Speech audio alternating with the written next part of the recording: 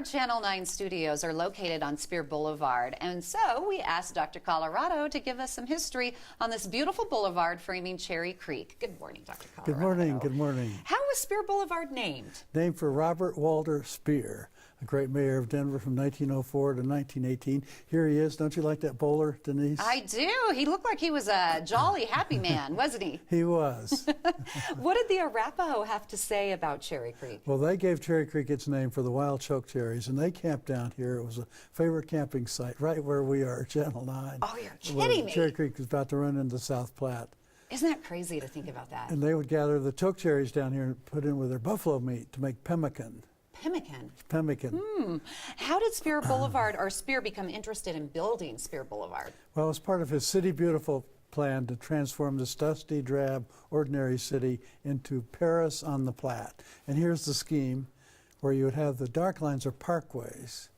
And starting out from Civic Center, you could drive parkways to all different parts of the city. Did he actually call it Paris on the Platte?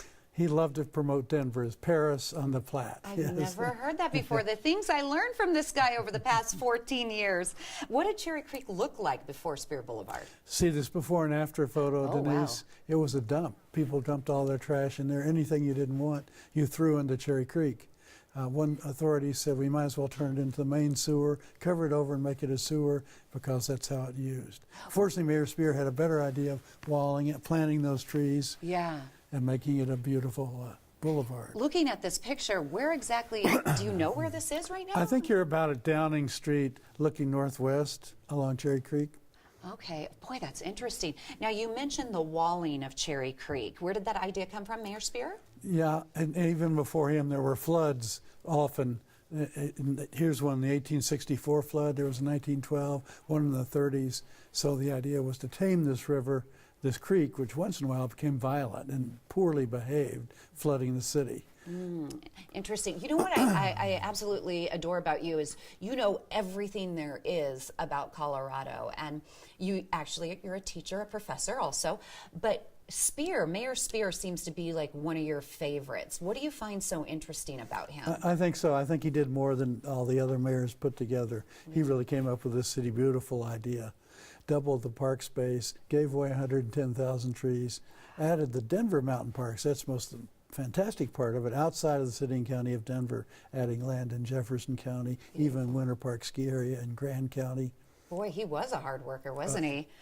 Did he have any other reasons for building Speer Boulevard? He did. He usually had some ulterior motivation. He was a realtor, and he was in on the development of the Country Club neighborhood. This is that great gateway you see at 4th Avenue going into there.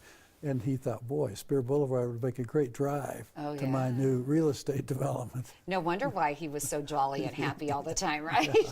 How has Speer Boulevard become one of the most important and beautiful boulevards to date? Fortunately, it's no longer widened. In the old days, they kept widening it for more and more traffic, but now it's actually a Denver Historic District, so it can't be widened anymore. And if you ever travel it, Denise, you know it's well used. Yeah, and look at that beautiful picture with the cherry blossom tree. It's just a gorgeous, I'm telling you, if you are new to Denver and you want to get out during the summertime, that's a beautiful walk. Isn't it great? Yeah. It's just stunning, gorgeous. And I love the way the walkers are on one side and the bicycles are on the other, so you don't get run over if you're a pedestrian. Yeah, exactly. And would you say Speer probably was one of the most influential mayors? I think so. Yeah. And he really planned a lot that later mayors like Mayor Pena and Mayor Webb and Mayor Hickenlooper pursued, that City Beautiful dream. Let's take another look at Mayor Speer. This picture, like I said, he seems so happy. Was he always happy? I think he always was. He would shake your hand and solicit your vote. Very popular mayor. Wow. So interesting. I want to go back to you personally because you have written how many books? 51. 51 books. They're available wherever books are sold, right? Ever good books are sold. Yeah, wherever good Noel books are sold. But also, I think you're so unique because over the years of knowing you, the past 14 years, you bring on a lot of your students who have taken your class and then they themselves find a career as a historian. You've influenced so many different students over the years. What's the trick of doing that? What makes you different? Well, I think that's the most fun part of the job, seeing these students go out and teach and trying to get them enthusiastic about history. Right. And then they become enthusiastic and They do. infect other kids with it. And you actually have them portray different parts of history.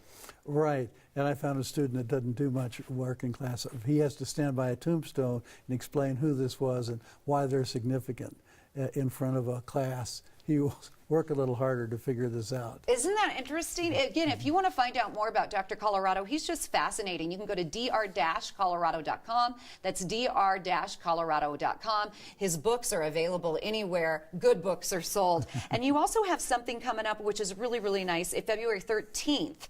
It's a book signing? Right before Valentine's Day at the City Stacks Bookstore, 1743 Wazee. And you have a cruise room afterwards you're going to head to? Anybody that buys a book, I treat them at the cruise room. Ah, nice. All right. Well, thank you for taking time coming on the show. I appreciate it. Good to see you. You could check out dr-colorado.com. That's dr-colorado.com for Tom's tours, talks, books, and classes. All are welcome. Tom will be talking about and signing his most recent books on February 13th at City Stacks Bookstore. The address is 1743 Wazee Street, and that's going to be at 5:30. Buy a book, and Tom will treat you to a drink at the cruise room afterwards. Now, that's an offer you can't pass up.